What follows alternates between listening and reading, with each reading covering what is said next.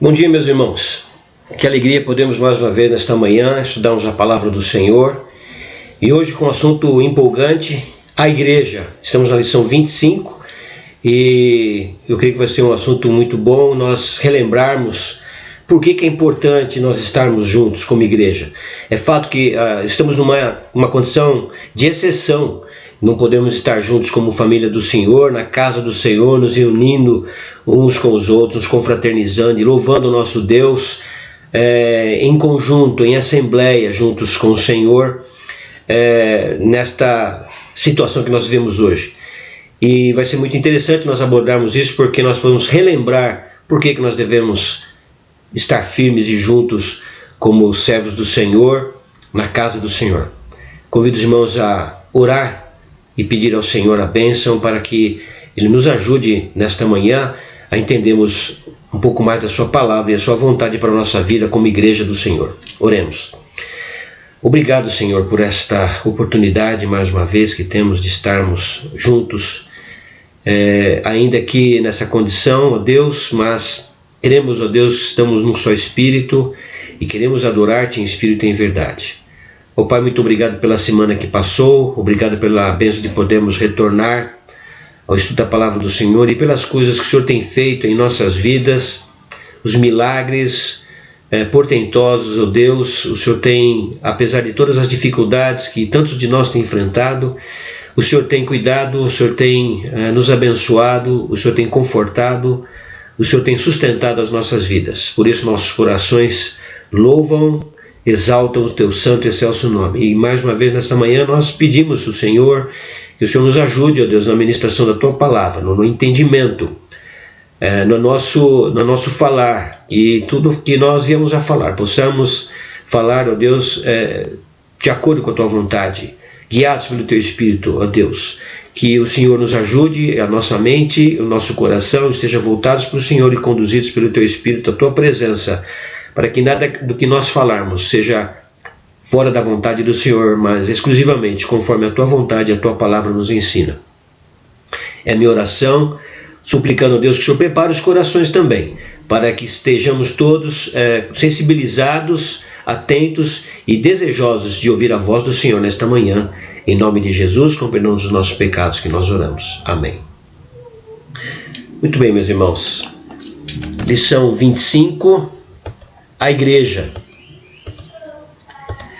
O texto básico desta manhã está lá em 1 Coríntios 12, de 12 a 14, e diz assim a palavra do Senhor: porque assim como o corpo é um e tem muitos membros, e todos os membros, sendo muitos, constituem um só corpo, assim também com respeito a Cristo, pois em um só Espírito todos nós fomos batizados em um corpo, quer judeus, quer gregos, quer escravos, quer livres, e a todos nós foi dado beber de um só Espírito. Porque também o corpo não é um só membro, mas muitos.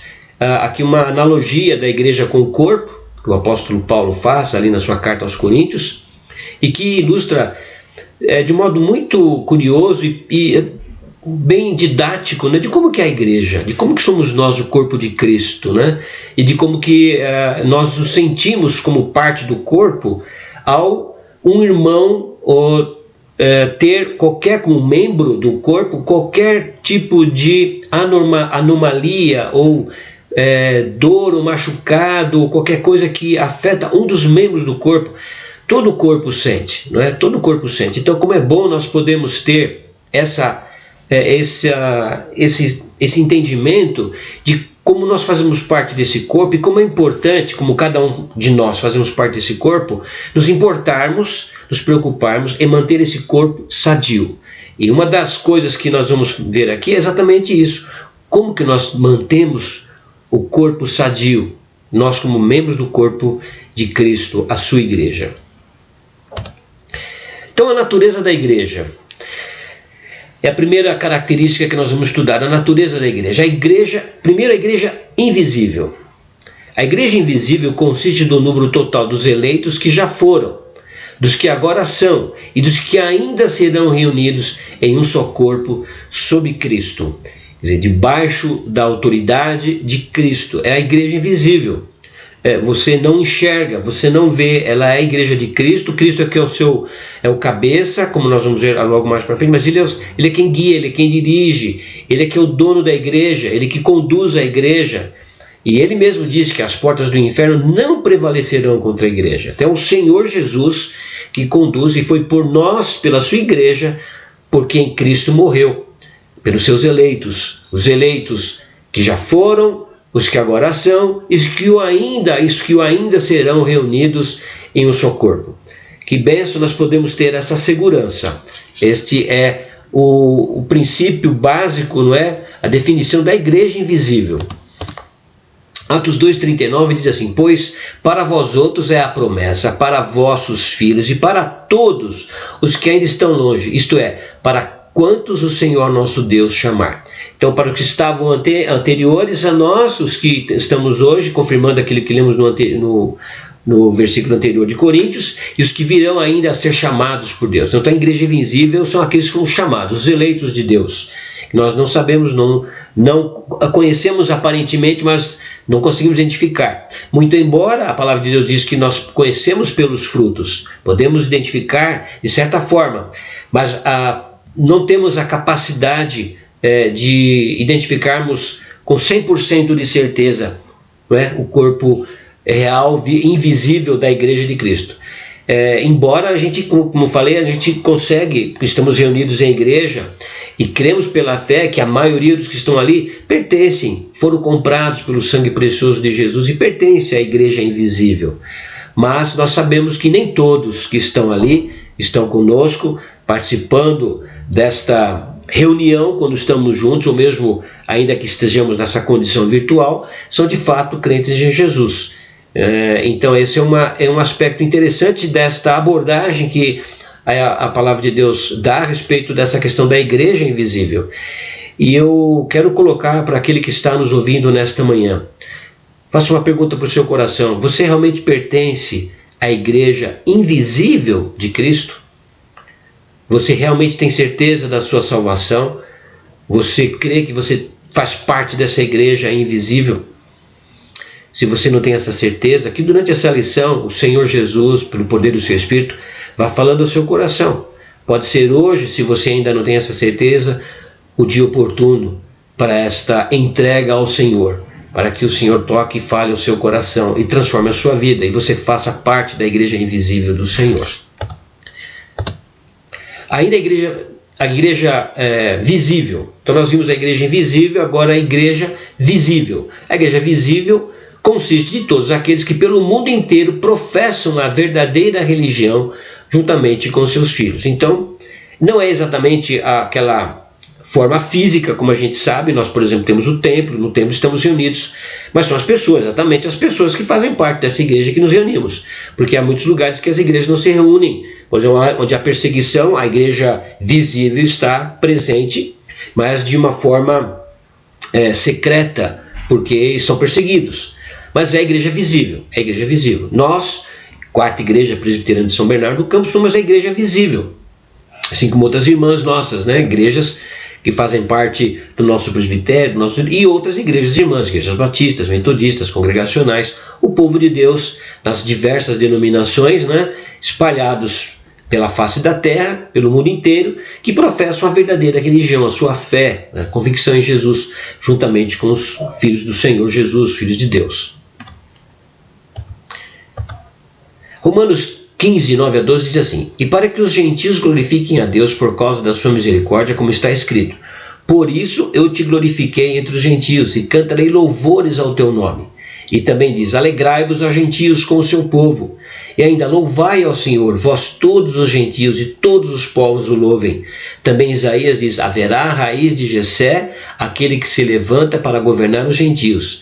Nele os gentios esperarão. Por que o apóstolo Paulo traz esse assunto e se refere aos gentios dessa forma? Porque os judeus tinham no seu convívio e no seu conhecimento, desde quando foi formado o povo a partir de Abraão, o povo da aliança, e que se reunia no templo, depois nas sinagogas, e que achavam, muitos antes de terem essa convicção de que nós fazemos parte também da Igreja de Cristo, como povo, não sendo o povo judeu, os demais povos que, aceitando a Jesus, fazem parte da família de Deus. Então o apóstolo Paulo mostra que o evangelho não era só para os judeus. Lá Isaías já pregando, falando, profetizando da vinda do Messias, de que todas as famílias da terra serão benditas, como foi prometido para Abraão, e que se concretizou em Jesus. E já era profetizado desde então de lá, de Abraão, e com os demais profetas, como Isaías mesmo fala, a respeito da raiz de Jessé, Davi, e Jesus Cristo, descendente de Davi, para governar os gentios através do seu sacrifício, da sua morte e sua ressurreição, o derramamento do seu sangue e da fé salvadora, chamando todos aqueles por quem ele morreu, fazendo parte então deste grande povo de Deus, da Igreja de Cristo. 1 Coríntios 1:2 diz: a Igreja de Deus que está em Corinto, aos santificados em Cristo Jesus, chamados para ser santos, com todos que em todo lugar invocam o nome de nosso Senhor Jesus Cristo, Senhor deles e nós. Então não eram só os judeus, mas a todos quantos invocam em qualquer lugar o nome do nosso Senhor Jesus Cristo, fazem parte da Igreja de Cristo. Não só os judeus, mas todos aqueles que invocarão o nome de Cristo até ele voltar, como o Senhor de nossas vidas, como o Senhor deles, Senhor nosso. A natureza da igreja. A igreja é o povo de Deus. Então nós vimos a igreja invisível, a igreja visível. Agora a igreja é o povo de Deus. A igreja é o povo de Deus. 1 Pedro 2:9-10 diz assim: vós, porém, sois raça eleita, sacerdócio real, nação santa, povo de propriedade exclusiva de Deus, a fim de proclamardes as virtudes daquele que vos chamou das trevas para a sua maravilhosa luz.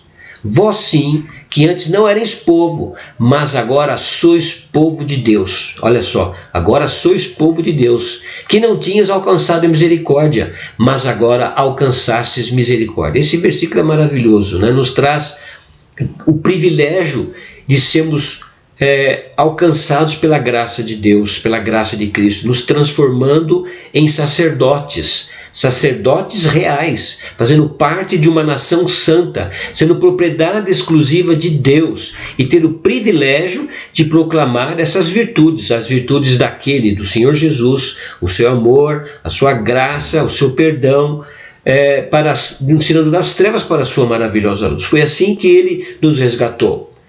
Nós, como ele diz aqui, que estávamos perdidos, nós não andávamos desgarrados, estávamos debaixo da ira de Deus, mas agora, por causa daquilo que Cristo fez por nós, nos tornamos seu povo. Seu povo, sois povo de Deus, diz o apóstolo Pedro, que não tinhas alcançado a misericórdia, mas agora alcançamos a misericórdia de Deus pela sua graça. Que privilégio, que bênção, que alegria, que coisa maravilhosa nós podemos dizer que o Senhor, pela sua misericórdia, nos alcançou, e temos essa certeza no nosso coração, na nossa mente, da nossa comunhão com Deus, do perdão dos nossos pecados e de fazermos parte deste povo que tem o mesmo coração.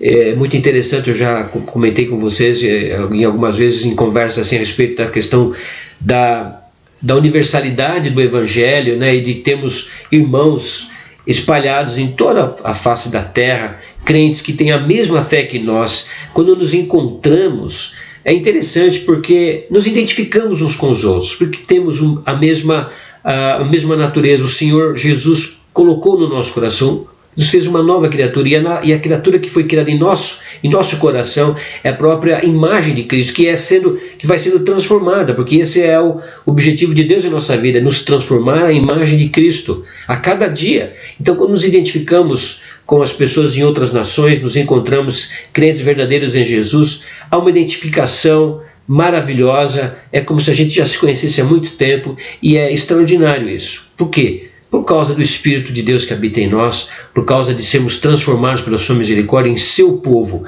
pertencemos a Ele e temos esta natureza que veio de Cristo em nosso coração, nos transformando, nos moldando e nos fazendo irmãos e um só povo, em um só Espírito no Senhor. Isso é maravilhoso. Esse texto nos dá essa garantia, essa segurança, essa mensagem, essa certeza de que fazemos parte do povo de Deus. Ainda Efésios 2, 11 a 22, um texto longo, mas um texto importante, porque ele fala assim, olha, portanto, lembrai-vos de que outrora vós, gentios na carne, chamados incircuncisão, por aqueles que se intitulam circuncisos, ou seja, os judeus. E então aqui Paulo está falando para os crentes de Efésios, porque os judeus tinham questões lá com relação a isso, que a questão da circuncisão era exclusiva a isso, e era e era conhecida pelos gentios por causa dos judeus. Então Paulo está explicando essa questão, não é? Circuncisos na carne, porque eram judeus por mãos humanas. Naquele tempo, então, aqueles que eram judeus, que foram circuncidados, e os que não eram judeus, que não tinham sido circuncidados, agora vão ser o quê? Vão ser transformados. Ele vai falar aqui que naquele tempo estáveis sem Cristo, separados da comunidade de Israel e estranhos às alianças da promessa, não tendo esperança e sem Deus no mundo. Mas agora, em Cristo Jesus, vós que antes estáveis longe, fostes aproximados pelo sangue de Cristo, porque Ele é a nossa paz, o qual de ambos fez um, e tendo derribado a parede da separação que estava no meio, a inimizade, aboliu na sua carne a lei dos mandamentos na forma de ordenanças, que era a circuncisão na carne, para que dos dois criasse em si mesmo um novo homem, fazendo a paz com Deus, né? E reconciliasse ambos em um só corpo com Deus, por intermédio da cruz, destruindo por ela a inimizade, ou seja, aquilo que Cristo fez na cruz do Calvário, carregando sobre si os nossos pecados. A ira de Deus caiu sobre Jesus. A ira de Deus caiu sobre Jesus, para que nós pudéssemos nos livrar da sua ira vindoura. A ira de Deus foi colocada sobre Jesus, ele carregou sobre si os nossos pecados, e para que nós pudéssemos agora ter paz com Deus. Paz com Deus. E vindo, evangelizou paz a vós outros que estáveis longe, e paz também aos que estavam perto, quer dizer, judeus e gentios. Porque por ele ambos temos acesso ao Pai em um espírito, judeus e gentios, todos que creram em Jesus, que foram comprados pelo sangue de Jesus, que foram eleitos, que foram chamados para pertencerem a Jesus, ao povo de Deus. Assim, já não sois estrangeiros e peregrinos, mas concidadãos dos santos, e sois da família de Deus. Olha que bênção, família de Deus. Família dá o significado, né, de união, de comunhão, de participação comum, não é? De interesses comuns, não é verdade? Família de Deus. Edificados sobre o fundamento dos apóstolos, isso é importante. Nós estamos edificados sobre que fundamento? Sobre o fundamento dos apóstolos e profetas, sendo ele mesmo, quem? Cristo Jesus, a pedra angular, a pedra fundamental, no qual todo edifício bem ajustado, cresce para santuário dedicado ao Senhor. Veja, eu sou o objetivo, santuário dedicado ao Senhor, não é? No qual também vós juntamente estáis sendo edificados para a habitação de Deus no Espírito. E olha que privilégio, sermos visitados por sua graça e habitados pelo seu Espírito. Então, no momento que nós aceitamos a Jesus, que você tem o Senhor Jesus como seu Salvador, que você o recebe, que a graça entra no seu coração, que a fé que Deus nos dá, para que nós possamos alcançarmos a fé salvadora que nos alcança pela sua graça e transforma o nosso coração, nos tornamos a habitação do Espírito de Deus. Por isso, mais para frente nós vamos falar da questão das consequências da nossa fidelidade a Deus, a necessidade da nossa fidelidade a Deus, da nossa vida de consagração, de santificação, de santidade ao Senhor, porque em nós habita o seu Espírito. Muito bem, agora, número 2, a edificação da igreja. Como que se dá a edificação da igreja? Acabamos de ler que nós somos edificados por meio de Cristo, um edifício. E essa edificação, como é feita? Ela se dá por meio de ministérios concedidos por Cristo. É uma das maneiras, se dá por meio de ministérios concedidos por Cristo. Quais são? Olha lá. 1 Coríntios 12, 4 a 7 diz assim: ora, os dons são diversos, mas o Espírito é o mesmo. E também há diversidade nos serviços, mas o Senhor é o mesmo. E há diversidade nas realizações, mas o mesmo Deus é quem opera tudo em todos. A manifestação do Espírito é concedida a cada um visando um fim proveitoso. Efésios 4, 7 a 16. Então, ele diz assim, que a graça foi concedida a cada um de nós segundo a proporção do dom de Cristo. Por isso diz, quando ele subiu às alturas, levou cativo o cativeiro e concedeu dons aos homens. Ora, que quer dizer subiu, senão que também havia descido até as regiões inferiores da terra? Aquele que desceu é também o mesmo que subiu acima de todos os céus, para encher todas as coisas.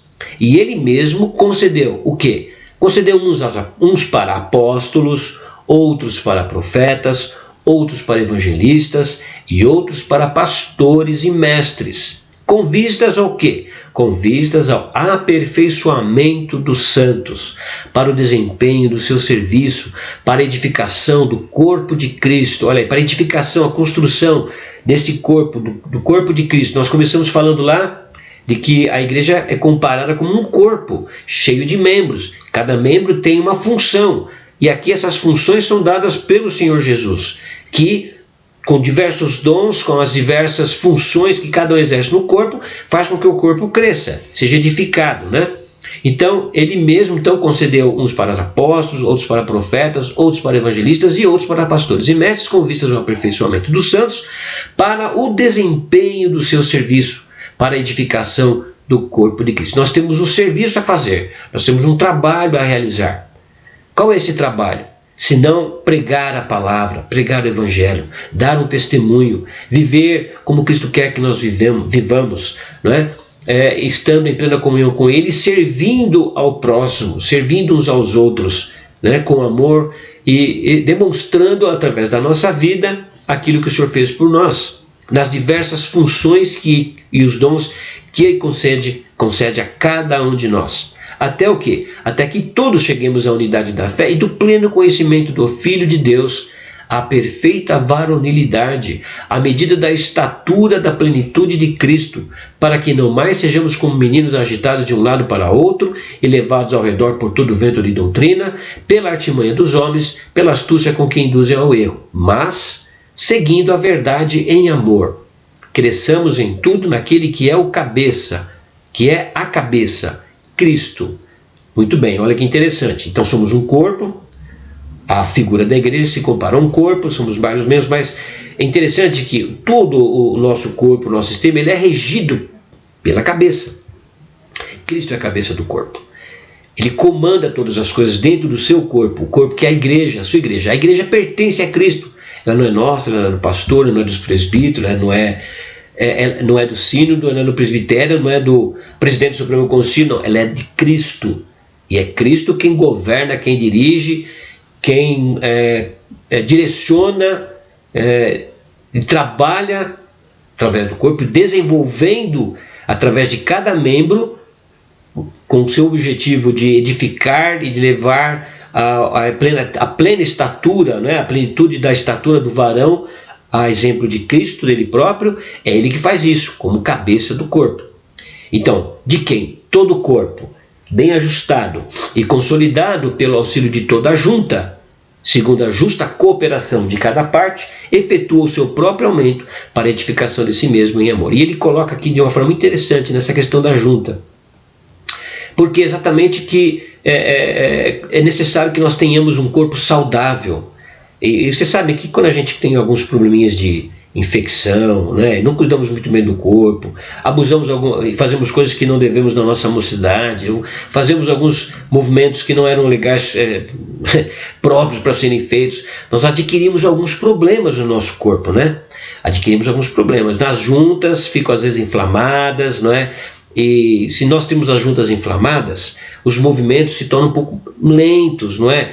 Ficam lentos, ficam dolorosos, nós temos dificuldade para caminhar, dificuldade para baixar, dificuldade para levantar peso, enfim. Por isso a necessidade de que o nosso corpo esteja saudável.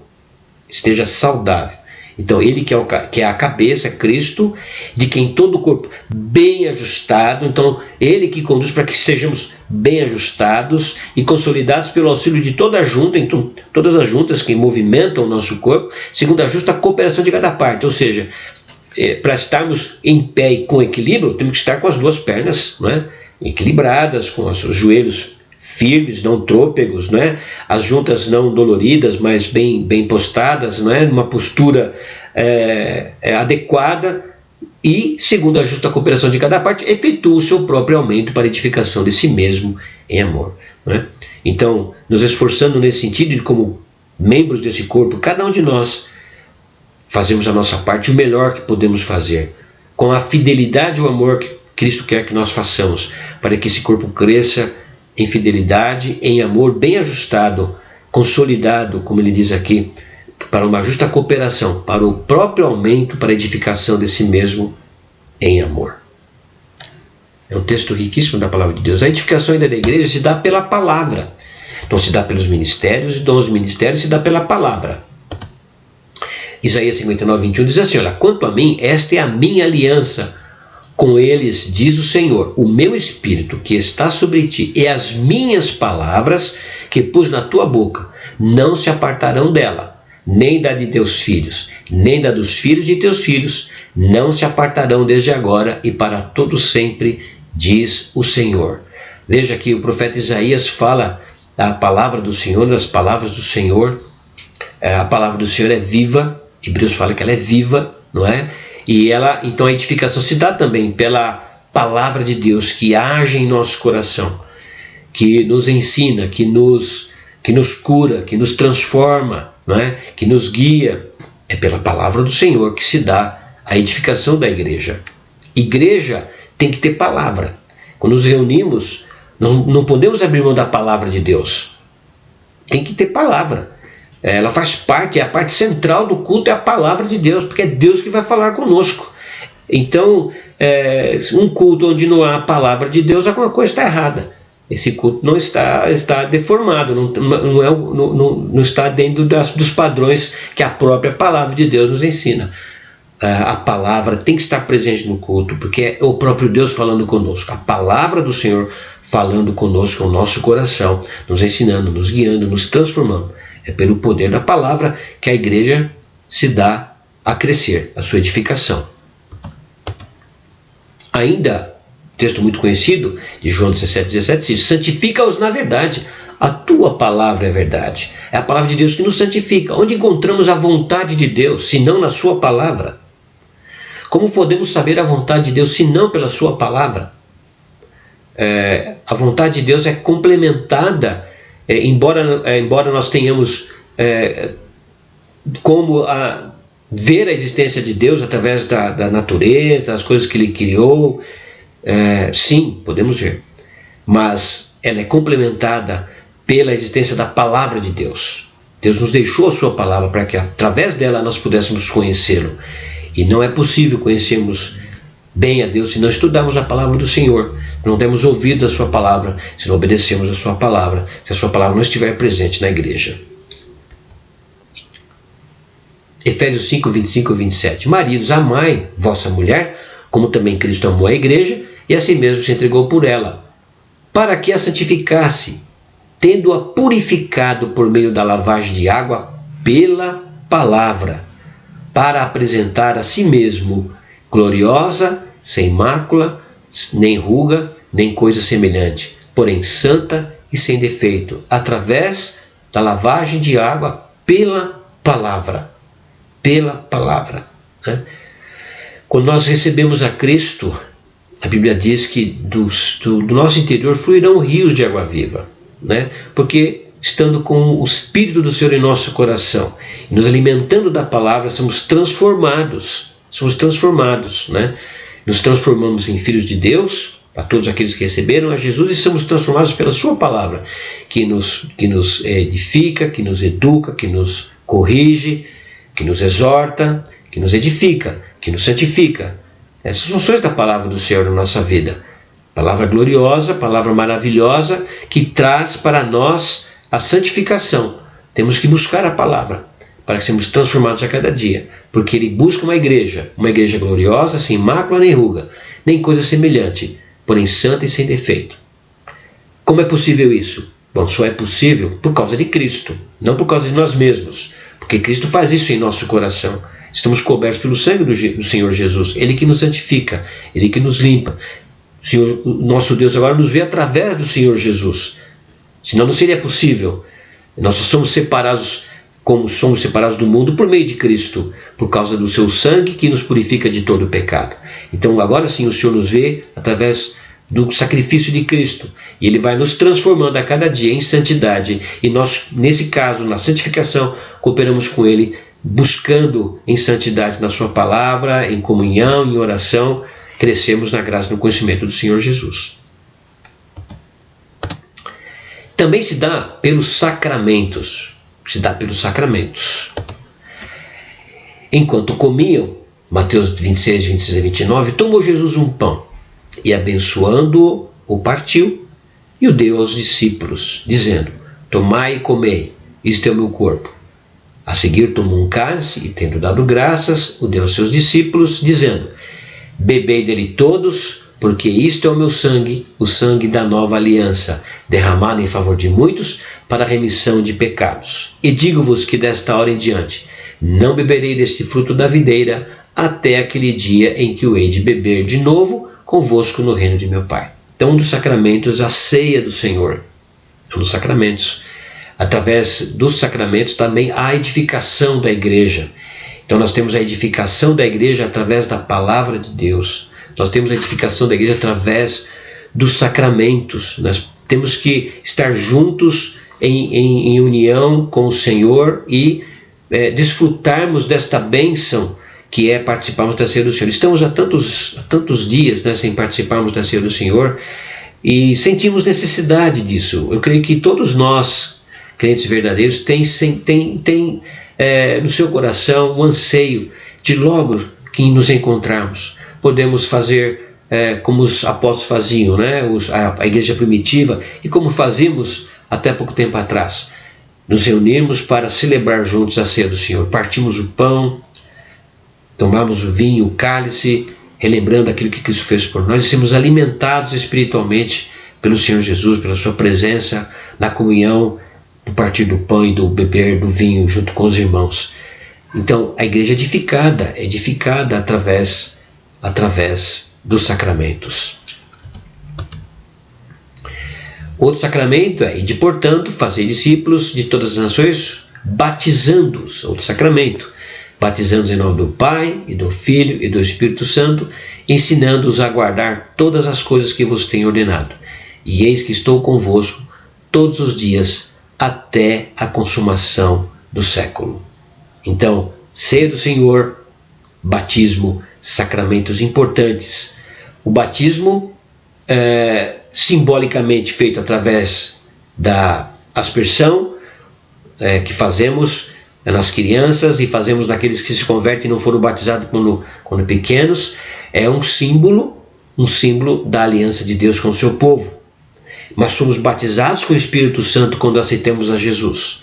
Então confirmamos a nossa conversão quando não somos desde crianças e fazemos parte do povo de Deus e fomos batizados como crianças, batizados como na fase adulta já do conhecimento da verdade, e temos o privilégio de participarmos do povo de Deus. Somos então, com o sinal do batismo, inseridos no corpo de Cristo de modo simbólico, mas tendo que ter a plena convicção, nesse caso, da presença de Cristo, da sua conversão, da ação de Cristo, ação salvadora pela fé no seu coração. E quanto às crianças, os pais pela fé entregam as suas crianças, como eu fiz e como muitos de nós fizemos, pela fé, crendo na promessa de Deus, da sua aliança com o seu povo, e nossa parte de ensinarmos os nossos filhos no temor do Senhor, através do ensino da palavra e do testemunho, para que ele, na idade oportuna, no momento certo, reservado por Deus já na eternidade, elas venham por si mesmas, alcançadas pela sua graça, receberem a Jesus. Então, os sacramentos fazem parte da edificação da igreja. A ceia do Senhor e o batismo também fazem parte da edificação da sua igreja. 1 Coríntios 10, 17, porque nós, embora muitos, somos unicamente um pão, um só corpo, porque todos participamos do único pão. Se dá também mediante a assistência do Espírito Santo. Assistência do Espírito Santo.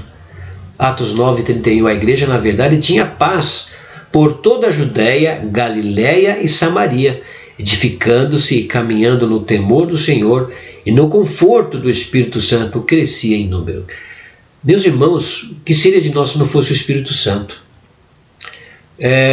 Nós lembramos quando Jesus, pouco antes de partir para o Calvário, nas suas últimos momentos com os seus discípulos, prometeu lá em João 14, nós vimos que ele iria para o Pai, mas ele enviaria o Consolador. Ele estava preparando o lugar para os seus, para o seu povo, e ele enviaria o Consolador, e ele veio no Pentecostes, e nós podemos ver como isso fez com que o povo de Deus fosse enchido do Espírito, e aquela vontade, o desejo ardente e o momento de crescimento da igreja pela ação poderosa do Espírito foi extraordinário no início da igreja primitiva, e de como os irmãos, não só o Espírito, de como eram dedicados, unidos, corajosos, fortalecidos, conduzidos pelo Espírito de Deus.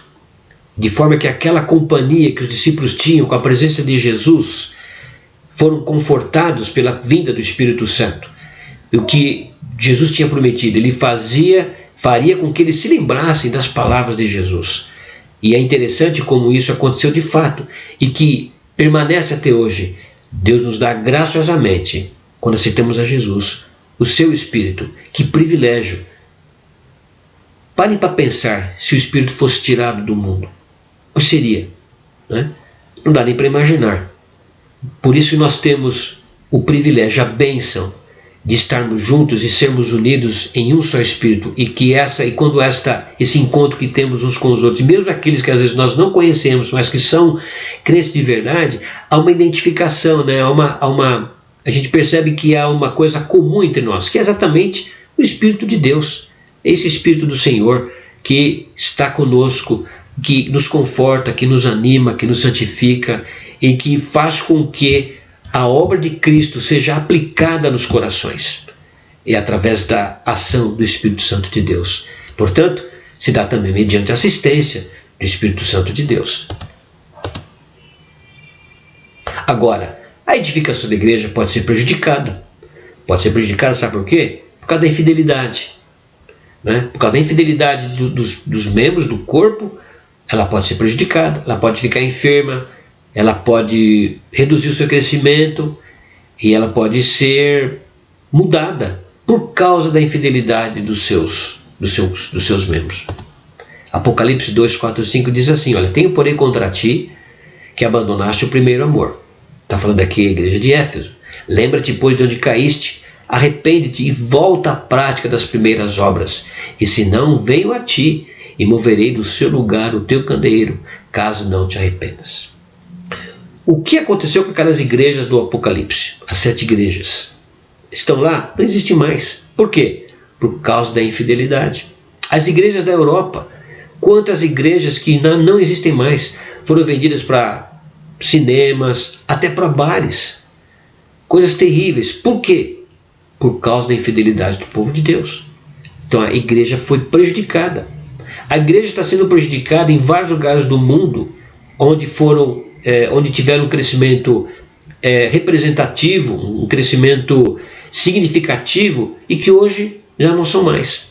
Como as igrejas da Ásia, como naquela região da Ásia Menor, que hoje já não é mais a mesma coisa. E mesmo o berço da reforma protestante, a Alemanha, a Europa. Onde estão as igrejas evangélicas? Olha a luta da Edilene na Espanha para pregar a palavra. Por quê?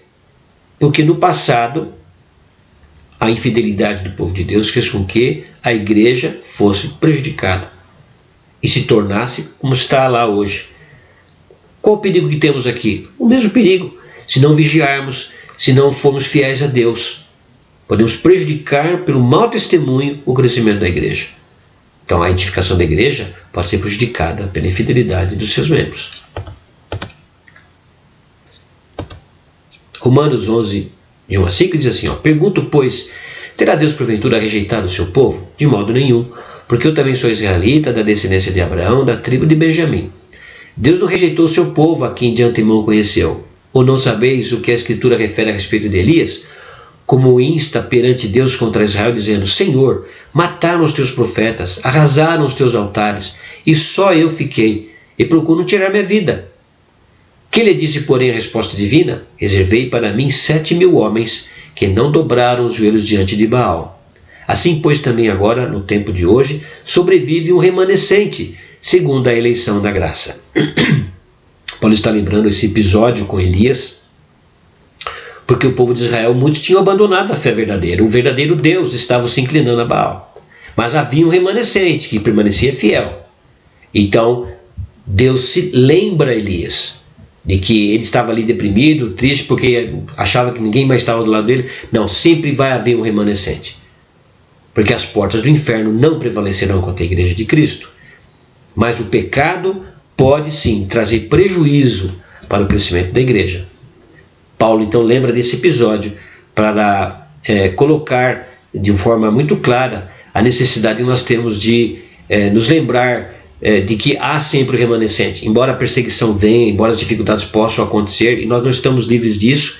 Vejam o que está acontecendo no Congresso e as leis que estão querendo ser tramitadas aí no Congresso para coibir questões relacionadas com a liberdade de religião, liberdade de expressão e liberdade religiosa, no sentido de nós podermos participar da política, de falarmos abertamente a respeito das coisas de Deus. Há uma ameaça nesse sentido. Podemos um dia passar por essa situação. Devemos sempre nos lembrar que com todas as dificuldades, sempre há um remanescente, aqueles que permanecem fiéis. Devemos permanecer fiéis, que nós possamos fazer parte desse remanescente. E que, oxalá, o nosso país, no Brasil, nós temos ainda muito tempo para continuarmos a pregar a palavra e liberdade de expressão, liberdade para termos essa possibilidade de estarmos juntos, sem nenhum impedimento. Logo, logo vamos poder voltar ao novo normal. Se fosse proibido, como seria? Por isso, meus irmãos, aproveitarmos a oportunidade de estarmos juntos. Quando tivermos a oportunidade de estar juntos, vamos aproveitar a oportunidade. Quantos no passado não desprezavam? Né? Quantas vezes não desprezamos essa oportunidade tão preciosa de podermos estar juntos uns com os outros? Tenho certeza que muitos colocaram, ou devem ter colocado, ou se não colocaram ainda, talvez é o tempo de fazer uma reflexão. Queridos, nós temos essa oportunidade, esse privilégio. Vamos desfrutar desse privilégio, estarmos juntos. Quando tivermos a oportunidade de estar juntos, vamos procurar estar juntos. Que a gente possa refletir sobre isso, pensar seriamente, porque fazemos parte do povo de Deus. Devemos desejar ardentemente estarmos juntos uns com os outros, como igreja do Senhor. 1 Coríntios 5, 11 a 13. Mas agora vos escrevo que não vos associeis com alguém que, dizendo-se irmão, for impuro, ou avarento, ou idólatra, ou maldizente, ou beberrão, ou roubador, com esse tal nem ainda comais. Pois com que direito haveria eu de julgar os de fora? Não julgais vós os de dentro? Os de fora, porém, Deus os julgará. Expulsai, pois, de dentre vós o malfeitor. Bom, aqui é um texto grande, não coloquei todo o texto. É um texto que fala daquele problema que a igreja de Coríntios enfrentando com um membro que tinha tido um caso com a sua madrasta. Então, isso mostra que a igreja estava tolerando aquela situação e isso estava trazendo um prejuízo para a igreja. Paulo então adverte a igreja a respeito disso. Então, há necessidade de, quando a igreja está numa condição de infidelidade, se agir com disciplina, com amor, mas no intuito de fazer com que a igreja não seja prejudicada quanto ao seu crescimento, à sua edificação, por causa do pecado que pode estar dentro da igreja, trazendo esses prejuízos para o crescimento da igreja. Paulo então adverte nesse caso, nesse texto, a respeito disso. Como é importante a fidelidade do povo de Deus e como é trágico e terrível a infidelidade. Quantos prejuízos traz para a vida da igreja. Em terceiro lugar, o cabeça da igreja. Não há outro cabeça da igreja senão o Senhor Jesus Cristo. Ele é o cabeça da igreja. Como disse, ele é que comanda a igreja, ele é o dono da igreja. É por meio dele, por ele e para ele que são todas as coisas, inclusive a igreja. Mateus 23, de 8 a 10. Vós, porém, Não sereis chamados mestres, porque um só é vosso mestre, e vós todos sois irmãos. A ninguém sobre a terra chameis vosso Pai, porque só um é vosso Pai, aquele que está nos céus. Nem será chamados guias, porque um só é o vosso guia, o Senhor Jesus, o Cristo. Efésios 1, 22 a 23, um texto muito conhecido e muito claro nesse sentido. E pôs todas as coisas debaixo dos pés, e para ser o cabeça sobre todas as coisas o deu à igreja, a qual é o seu corpo, a plenitude daquele que a tudo enche em todas as coisas. Colossenses 1,18 diz, ele é a cabeça do corpo da igreja. Ele é o princípio, o primogênito entre os mortos, para em todas as coisas ter a primazia. É muito claro, ele é a cabeça do corpo, Paulo diz. Ele é a cabeça do corpo da igreja, é o Senhor Jesus. Ele é o princípio, o primogênito dentre os mortos, a primícia dos que dormem, para em todas as coisas trazer a primazia. Tudo pertence a Ele, Ele é o nosso Deus, o nosso Salvador, o nosso protetor, aquele que dirige a nossa vida e que comanda todo o universo e inclusive a sua igreja para a sua própria glória. É maravilhoso nós termos essa certeza de que não somos guiados e não devemos ser guiados por qualquer vento de doutrina, mas por aquele que está dentro da vontade de Deus, deve ser guiado pelo Espírito de Cristo. Como lemos anteriormente, baseado no fundamento dos apóstolos, dos profetas, não é? Da palavra de Deus, da sã doutrina, e que está sendo consolidado, guiado e fundamentado, conduzido por meio de Cristo, que é a cabeça da igreja, que comanda todas as coisas. Esse texto é muito claro a respeito disso, e nós devemos descansar nisso, porque a igreja não é nossa, mas é do Senhor. E é Ele, e foi por ela, pelos seus eleitos, que Ele morreu. E Ele vai cuidar dessa igreja, Ele vai conduzir essa igreja até o último dia. 1 Pedro 5, 2, 4 diz, pastoreai o rebanho de Deus que há entre vós, não por constrangimento, mas espontaneamente, como Deus quer, nem por sorte da ganância, mas de boa vontade, nem como os dominadores dos que vos foram confiados, antes tornando-vos modelos do rebanho. Ora, logo que o Supremo Pastor se manifestar, recebereis a imarcessível coroa da glória. Aqui uma palavra para os líderes, não é? Nós, aqueles que são líderes, qual o objetivo de estar como líder, liderando o povo de Deus? Há uma responsabilidade tremenda sobre aqueles que se colocam como líderes de uma comunidade, do povo de Deus. Porque ele diz assim aqui, muito claramente, pastoreai o rebanho de Deus que há entre vós. Você se colocou como líder? Pastoreie, cuide. Não por constrangimento, ou seja, não por uma força, por causa da circunstância, só pelo cargo, pelo título que foi dado a você, seja diácono, seja pastor, seja presbítero, professor, mas espontaneamente. Deus quer, ele fala aí, como Deus quer, espontaneamente. Você não é obrigado a fazer nada. Faça por convicção de que você foi chamado por Deus. Tendo essa certeza que você foi chamado por Deus, espontaneamente sirva a Deus. Não por obrigação, ou um peso que lhe foi colocado nas costas. Nada disso. Nem por sorte da ganância. Mas nós sabemos que há muita gente nesse mercado da fé que faz por ganância, né? Mas, além de espontaneamente, de boa vontade. De boa vontade. E nem como dominadores, porque a igreja não pertence à liderança, a igreja não pertence ao pastor, não pertence aos presbíteros, não pertence aos diáconos, pertence a Deus, pertence a Cristo, né? Pertence a Cristo, né? Não como dominadores dos que vos foram confiados, antes tornando-vos modelos do rebanho. Agora a responsabilidade é maior ainda, não é? Porque além de estar espontaneamente liderando, trabalhando e pastoreando o rebanho, fazer de boa vontade. E além de tudo, e principalmente, sendo modelo do rebanho.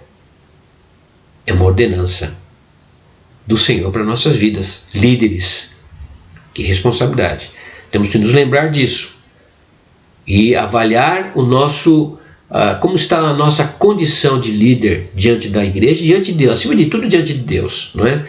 Como como servos do Senhor, que fazemos parte da liderança e temos essa responsabilidade. Temos feito, temos pastoreado, estamos com a nossa consciência tranquila diante de Deus e diante dos homens, que estamos fazendo de boa vontade, espontaneamente, não é? E dando exemplo para o nosso rebanho. Se não estamos, que olhemos então para nós mesmos, nos coloquemos diante do Senhor, vamos rever a nossa vida, confessar o nosso pecado, pedir perdão a Deus e consertar e pedir para Deus endireitar os nossos caminhos. Um dos grandes problemas das igrejas, muitas vezes, é a sua liderança. Porque ou não estão fazendo espontaneamente, ou não estão fazendo de boa vontade, ou estão ainda com um problema muito sério. Não estão dando testemunho, não estão sendo modelo para o rebanho. Então você líder, nós líderes, temos essa responsabilidade. Que Deus nos ajude, que nós tenhamos sempre firmeza e consciência da nossa responsabilidade, e fazemos tudo isso por amor àquele que fez tudo por nós. Entregou a sua própria vida, nos comprou e nos lavou pelo seu sangue, e nos remiu dos nossos pecados, e nos deu esse privilégio de fazermos parte da sua igreja e de sermos escolhidos para conduzir o seu povo. Que Deus nos ajude e nos abençoe. Por quê? Porque logo que o Supremo Pastor se manifestar, nós receberemos uma recompensa. Aí que está. Teremos uma recompensa maravilhosa, que não vai murchar, que não vai envelhecer, uma coroa na glória. Que isso, vamos dizer, trabalhe o nosso coração, aqueça o nosso coração, nos motive ainda mais a sermos melhor ao Senhor, para a glória do seu nome, para a edificação do povo de Deus e para a nossa própria alegria. Muito bem, estamos caminhando para o final da nossa aula. Perguntas para reflexão e aprofundamento, caso a nossa lição desta manhã. Ele fala assim: é impossível desenvolver uma autêntica comunhão com Deus sem ter qualquer ligação com a igreja visível? Argumente. É impossível desenvolver uma autêntica comunhão com Deus sem ter qualquer ligação com a igreja visível? Argumente. Eu coloquei. Sim, é impossível. Por quê? É junto com os nossos irmãos que professamos a nossa fé. É na reunião dos santos e no meio dos louvores que Deus se manifesta e mantemos comunhão uns com os outros. E Ele assim ordena. Então, nós não temos como fazer isso se nós estivermos em plena comunhão, né? Em plena comunhão com Deus. A autêntica comunhão com Deus vai estar se nós estivermos juntos como povo de Deus. É no meio dos louvores que Deus habita, que Ele se manifesta, e entre a comunhão que temos uns com os outros. E Hebreus mesmo fala, né, que nós não devemos fazer como alguns que deixam de estar em comunhão uns com os outros, deixam de participar da comunhão, deixam de estar, né, juntos. A outra questão, em sua opinião, qual deve ser o papel da igreja no mundo? Qual deve ser o papel da igreja no mundo? Pare para pensar em tudo aquilo que falamos. Bem, é obedecer à ordem de Cristo de ir ao mundo, pregando o Evangelho e fazendo discípulos de todas as nações. E ainda, como diz Pedro, proclamar as virtudes daquele que nos tirou das trevas para a sua maravilhosa luz. Meus irmãos, essa é a nossa missão como crentes, como papel de igreja, ou de membros de igreja, ou de pertencentes à igreja de Cristo, salvos, comprados pelo sangue de Cristo, pregar a sua palavra, pregar o Evangelho, testemunhar, falar a tempo e a fora de tempo, quando tivermos oportunidade ou não, insistirmos em falarmos a respeito de Jesus, pregarmos a palavra do Senhor, fazermos discípulos, a começar do nosso próprio lar. Que bom se todos nós pudermos evangelizar o nosso lar, nos preocuparmos em trabalharmos para que o nosso lar, todo o nosso lar, esteja diante do altar do Senhor, de fato e de verdade. Teremos uma igreja forte, uma igreja fundamentada na verdade, com famílias fortes, que tenhamos este desejo, não é? Nos esforçando para isso, pedindo a Deus para nos ajudar nisso, que Deus transforme a vida dos nossos filhos, a vida dos nossos pais, se muitas vezes não são crentes, não é? Nossa esposa, nosso esposo, para que todos, como família, possamos juntos adorar ao Senhor como família do Senhor, povo de Deus, e expandirmos, não é? a nossa Evangelho de Cristo, a nossa fé, àqueles que estão ao nosso redor, no nosso trabalho, nossos vizinhos, nossos amigos, para que eles tenham o mesmo privilégio que nós temos de pertencer à Igreja de Cristo e temos esperança, eterna salvação, alegria, paz, conforto no Espírito em momentos difíceis da vida, como o Senhor tem nos confortado, nos abençoado, nos conduzido, cuidado, nos tomado em seus braços.